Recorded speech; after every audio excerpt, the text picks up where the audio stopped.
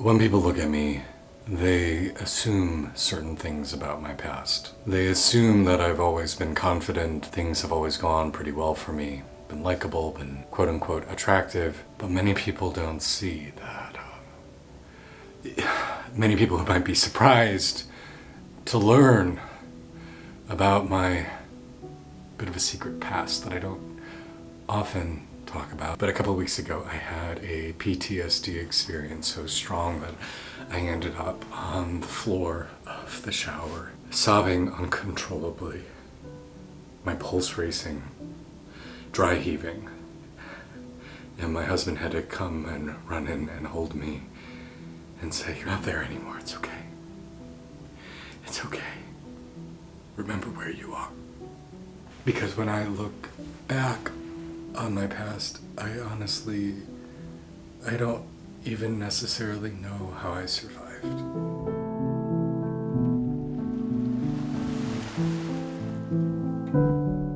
So hey guys, if we haven't met before, my name is Kaylin, and I am a spiritual coach for others. I help them reconnect with their radiant, joyful, integrated selves. I've been on my own healing journey for quite some time, and if you've read my second book, I Dreamt of Flight, you might have a rough idea about the story that I'm about to tell you today. And let me please just put a little note here saying if you are struggling with something really intense, please get the help that you need. Reach out to hotlines for support, find a therapist, find a counselor, find somebody who can assist you with these really difficult situations. PTSD is no joke, abuse is no joke, and please take care of yourself and get the help you need. It is never weakness to ask for help.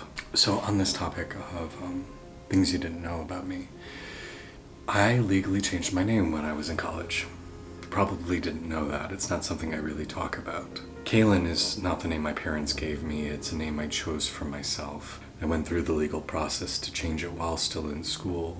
And the biggest reason for me to do that was I really wanted a feeling of separation from my childhood and my past. I was so desperate for anything that would alleviate the sense of malaise and pressure and crushing anxiety that I felt. And I had read that in certain spiritual traditions, such as Judaism, for example, that when somebody is going through something tremendous, like a severe illness, or they're going through a rebirthing process where they're stepping into a new phase of life, a new role in society, it is sometimes typical for them to choose a new name or be given a new name as a way to demarcate that which has been before and that which is now coming.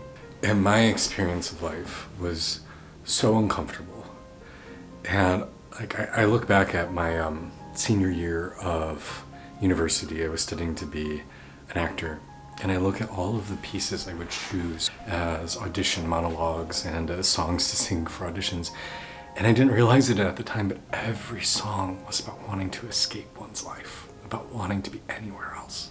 So for these reasons, and probably others I haven't considered, starting in probably kindergarten, maybe first grade, somewhere around there, all the kids around me started to let me know that there was something off and weird and unwelcomed about me. And I very quickly became the class scapegoat, meaning I was the person that everybody was allowed to make fun of. I was laughed at, mocked, jeered, endured physical assaults relentlessly. And none of the adults did anything, none of the teachers intervened, my parents didn't do anything. The bullying got so bad that by the end of 5th grade, my parents decided to switch school districts in the hope that I'd start getting treated better, get a fresh start. Unfortunately, the opposite happened. I changed school districts, was now the new kid, and 6th, 7th, and 8th grades were the darkest and most terrible years of my life. I had no friends. I was forced to sit alone at lunch every day. I couldn't walk down the hallway between classes without having at least 7 or 8 uncomfortable things said or done to me. I was made to cry multiple times a day, every single day.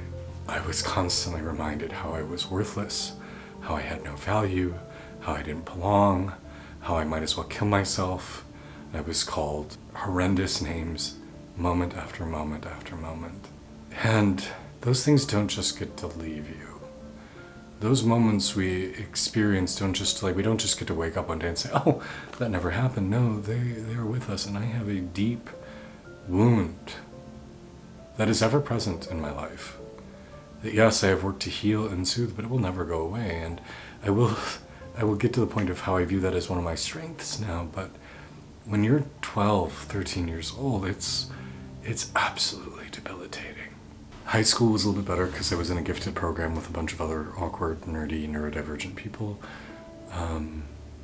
But then college again became worse. I went to a very competitive arts program, Northwestern University's theater program, where, it's basically a bunch of rich kids whose parents are lawyers who, they're not necessarily going to become famous, but they're really well off and socially competent. And again, I was immediately shoved to the bottom of the social ladder, was made aware of that immediately, was betrayed and mocked and made to feel an outsider by everyone in my theater program, and spent 4 years basically in societal hell.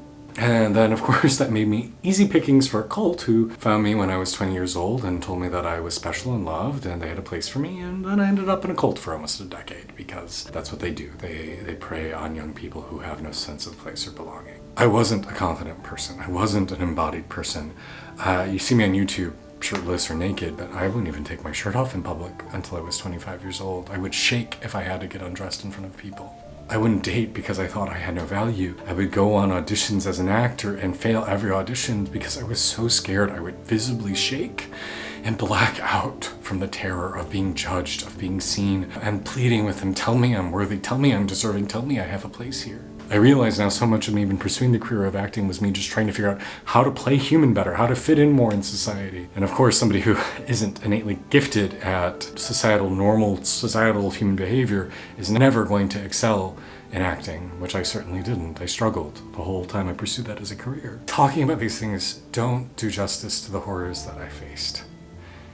And most times I don't dwell on them, I don't see them. I've done a lot of processing around them, but sometimes something will trigger me. And suddenly I'm right back there, 13 years old in a hallway being abused and attacked. And that happened to me a few weeks ago, where I saw somebody on a reality TV show on TV being so cruel in such a prepubescent way. And then the next day I had to go to a gay event at a hotel where people were packed chest to chest in harnesses and jock straps. And suddenly I was just back in that space. I was back hiding. I was back praying for the next passing period to be done, hiding in bathroom stalls, dreading going to my locker because of the notes pushed inside or the words inscribed in the paint, or coming home and finding my driveway painted with the word fag on it. That didn't wash off for like 10 years. And sometimes I can do nothing but cry. You see me and you think, oh, he's so confident, he's got his shit together. And many days I do. Most days I do. I have done so much work to build my sense of self-worth, to find a sense of belonging, to find a sense of becoming who I'm meant to be. And that's frankly why I do this work. We teach what we need to learn. But sometimes I still have massive anxiety. It's why I don't go to parties, I don't go to bars, I don't go to festivals. I don't really like hooking up with people who aren't my husband. I have a tremendous anxiety about rejection, about that. But the thing I've come to learn, there's this term called the wounded healer. And it's this idea that from our suffering, from the abuse and the torture we've experienced, it's gouged out parts of us. And that in that emptiness there is space for something greater. I would never wish my experience on my worst enemy. I wouldn't wish it on anyone. But I also know it's become the source of my greatest strength. Because of that suffering, because of that pain, I now have the capacity to hold something truly magical. Almost every spiritual tradition requires a tremendous sacrifice, a death, a horrific experience to be initiated into the other side, a shamanic initiation. But I realized that this suffering that I went through gave me a capacity for joy that others don't have, a capacity for compassion that others don't have, a capacity for love and understanding that others don't have. Had I not endured this horrific time for many years, I would not be the man I am now, and I would not be able to do the work that I do now. And so I am remarkably grateful for it. I bless those people who hurt me. I say thank you for the lessons you taught me, even though it was cruel, and even though someone should have defended me. But I try to hold it as a gift. And I come to see that it's not our past that defines us. Our past is part of our story, yes, but we get to choose how we move forward. And I choose to move forward in light and love and power and strength. Be an example that your past traumas do not have to define you, that you can thrive, that you can be even better from that suffering. Elizabeth Lesser, one of my favorite speakers, discusses this idea that pain can do two things. It can either shut us down or it can crack us open. And I choose to be cracked open by the pain. The pain is the place where the light enters you. And so when you look at me, you may not know this secret past, but it is present with me in everything I do and everywhere I go. And some days I hardly notice it, and some days it is an immense burden to carry.